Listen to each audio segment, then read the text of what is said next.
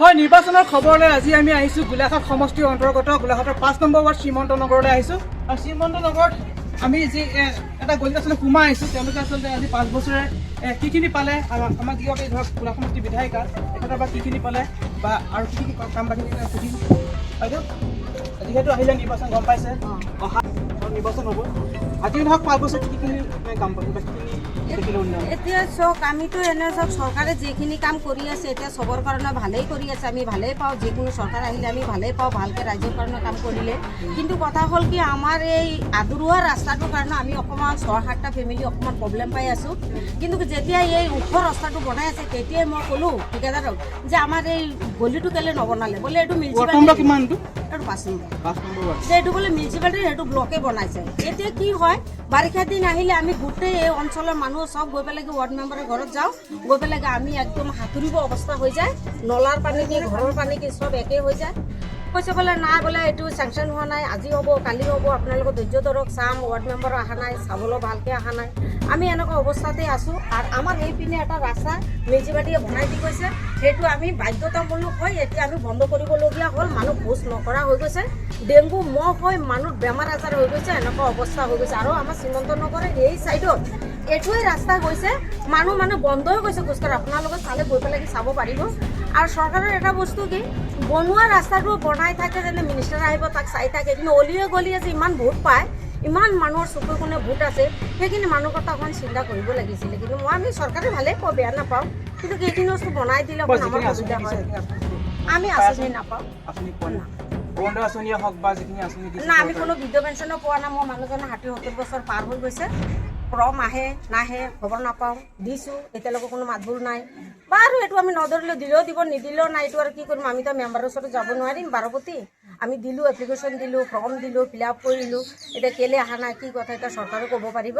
কিন্তু আমাৰ এই ৰাস্তাটো অকণমান ওখ চোখ কৰি দিলে আমি কেৱল বেছি ঘৰ নহয়, আমিতো 6-7টা ঘৰ আছোঁ, যে ইমান ডাঙৰ গাড়ী আহিবলৈ প্ৰয়োজন নাই, এইটো ৰাস্তাতে আমাৰ ওখ কৰি দিলে ভাল হয়।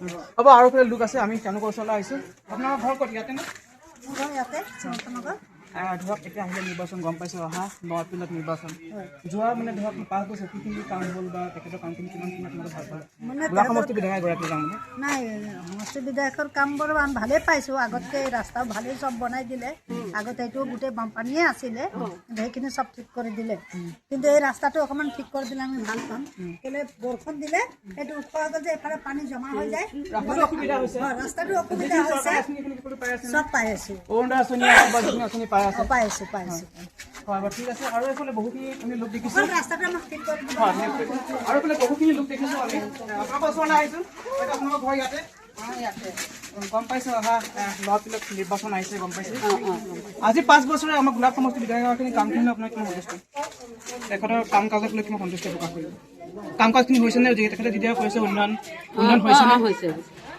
উন্নয়ন হৈছে, যিখিনি চৰকাৰে আঁচনি পাই আছে সকলোৱে পাই আছে ন? ঠিক আছে। আৰু ঠিক আছে, আমি তেওঁলোকৰ ওচৰলৈ আহিছোঁ। আপোনাৰ ঘৰ সকলোৱে ইয়াতে নি 5 নম্বৰ ৱাৰ্ডৰ? হয়, ইয়াতে গম পাইছে, অহা 9 এপ্ৰিলত নিৰ্বাচন। এতিয়া আমাৰ গোলাঘাট সমষ্টি বিধায়কগৰাকীৰ কামক লৈ কিমান সন্তুষ্টি আপোনালোক? আমি 4-5মান দিম আৰু কামখিনিক লৈ কিমান সন্তুষ্টি প্ৰকাশ কৰিব? কামখিনি ঠিকে আছে নে? ঠিকে আছে। বা আৰু কিবা সলনি কৰিব লাগিছিলে? সলনি মানে আমাৰ ৰাস্তা ঘাটটো ঠিক কৰি দিব লাগে, সেইটোৱে আমাৰ লাগে।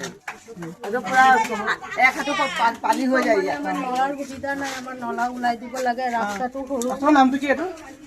শ্ৰীমন্ত নগৰ। সৰগুৰি ভৱন। ইয়াত ড্ৰেইনৰ চিষ্টেমটো নাই। ড্ৰেইন যদি বনাব খোজে হেৰিয়ে চৰকাৰী, মানে ড্ৰেইন বনোৱা চিষ্টেমটো আছে, ৰাস্তাটো হৈ গ'ল, মানুহে নেয়াৰে মাটি কি কৰিব আৰু মাটি আৰু উল্টা সোমাইয়ে দিছে মানুহে মাটি। মানুহে মানে ধৰক হেৰি কৰি মাটি এৰি দিয়া নাই মানে কৈ হাল মানি গৈছো।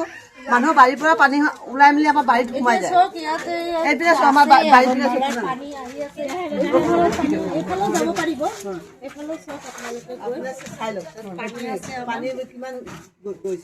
গম পাইছো বাৰু। আৰু আহিছে আপোনালোকৰ ওচৰলৈ আহিছে, গম পাইছো অহা 9 এপ্ৰিলত নিৰ্বাচন আহিলে আমাৰ যিগৰাকী বিধায়ক বৰ্তমান বিধায়কগৰাকী কাম কাজৰ বোলে কিমান সন্তুষ্ট আপোনালোক? সন্তুষ্ট আছোঁ।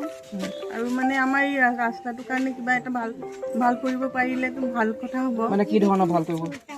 মানে ৰাস্তাটো ঠেক হৈ আছে, এখন গাড়ী আহিলে ওখ কৰিব লাগিব আৰু ঠেক হৈ আছে। গাড়ী এখনো সোমাব নোৱাৰে। ঠেক মানে আপোনালোকে ধৰক মানে হেৰি বহল কৰিব বিচাৰে তেতিয়া মানে ধৰক ঘৰৰ মানুহে হেৰি দিব ৰাস্তা এৰি দিব ৰাস্তা এৰি দিব লাগিব। দিব নেকি তেওঁলোকে তেনেহ'লে কিবা কি আলোচনা কৰা হৈছে নে ঘৰৰ মানুহৰ লগত নাই হোৱা, আলোচনা কৰা হোৱা নাই। হয় আপোনাৰ ওচৰলৈ আহিছে কি কৈছে আমি ৰাস্তাটো যেতিয়া আমি ৱাল দিছো নহয় তেতিয়া আমাৰ তেখেতৰ ৰাইজে ধৰিছে মই 2 ফুট এৰি দিলো 2 ফুট এৰি দি তেখেতৰ মান্তি হৈছে আমি ৱাল দি দিলো। বৰ্তমানে গোলাঘাট সমষ্টিত যিমান বিধায়িকা তেখেতৰ কাম কাজত কিমানখিনি কাম কাজটো কৰিছে, ৰাস্তা পদূলি টাউনৰ মাজত আপোনাৰ ৰাস্তা পদূলি ভাল হৈছে, কিন্তু আমাৰ ভিতৰুৱা অঞ্চলবিলাক এইবিলাক যিবিলাক ভিতৰুৱা অঞ্চল টাউনৰ এইটো 5 নম্বৰ ৱাৰ্ডৰে হয় আপোনাৰ নিয়েৰ সৰগুৰি বিবাহ ভৱন আপোনাৰ শ্ৰীমন্ত নগৰ, কিন্তু আমি ইয়াত উন্নয়ন দেখিবলৈ পোৱা নাই। কিয়নো আমি এতিয়াও ধৰি লওক এআঁঠু এজাক সাধাৰণ বৰষুণ দিলে আমি এআঁঠু পানীত গচকি পেলাই আমি ওলাব লগা হয়। সেই ৰাস্তাটো যথেষ্ট ওখ কৰি দিলে আৰু এইডোখৰ আমাৰ একেবাৰে গোটেই মানে এখন পিটনিৰ নিচিনা হৈ গৈছে। আৰু কথা হ'ল কি আমাৰ ৰাস্তাটো ওখ কৰি দিব লাগে। আমি তেতিয়া জানিম যে চৰকাৰখনে আমাক সুবিধা দিছে, যে আমি একো সুবিধা নাই পোৱা বুলি ক'ব লাগিব। ষ্ট্ৰীট লাইট নাই, ৰাস্তা চাপৰ, পানী এআঁঠু, আমাৰ ল'ৰা ছোৱালী যিখিনি স্কুললৈ যাব লগা হয় সিহঁতি মানে স্কুললৈ যাব নোৱাৰা পৰিৱেশ হয়। তেনেকুৱা এটা সাধাৰণ বৰষুণ মানে ধৰি লওক আধা ঘণ্টা বা 45 মিনিট বৰষুণ দিলে ইয়াত পানী আঁঠুতকৈ বেছি হৈ যায়। ড্ৰেইনিং চিষ্টেমটো নাই, ড্ৰেইনিং চিষ্টেম নাই। সেইখিনি যদি কৰি দিয়ে আমি নাই ড্ৰেইনিং চিষ্টেমটো কৰিলে ধৰক মই ভাবিছোঁ কৈছোঁ মই কথাটো দেখিছোঁ আমি এই ঘৰৰ যিবোৰ ধৰক মানে সেই বাউণ্ডেৰীবোৰ বহুত ওলাই তেনেকৈ হেৰি ৰাস্তাই দিব নে বাৰু ড্ৰেইন বনাব চৰকাৰে সেইখিনি কৰিব লাগিব, চৰকাৰে সেইখিনি জনাব লাগিব চৰকাৰে। আৰু ড্ৰেইনিং চিষ্টেমটো মাজতো কৰিব পাৰি, তাৰ ওপৰত স্লেব দি পেলাই আপোনাৰ ধৰি লওক ৰাস্তাটো ওখ কৰি দিব পাৰি, সেইটোও চিষ্টেম কৰিব পাৰি। কাৰণ এতিয়াতো সম্পূৰ্ণ ধৰি লওক ৱাল হৈ গ'ল, ৱাল হৈ যোৱাৰ পিছত এতিয়া ৱাল ভাঙি দিয়াটো ইমান সম্ভৱ নহয়। গতিকে ড্ৰেইনিং চিষ্টেমটো মাজেদি কৰি পেলাই আপোনাৰ পানীটো ওলাই গ'ল, প্লাছ তাৰ ওপৰত স্লেব দি দিলে ৰাস্তাটো ওখ কৰি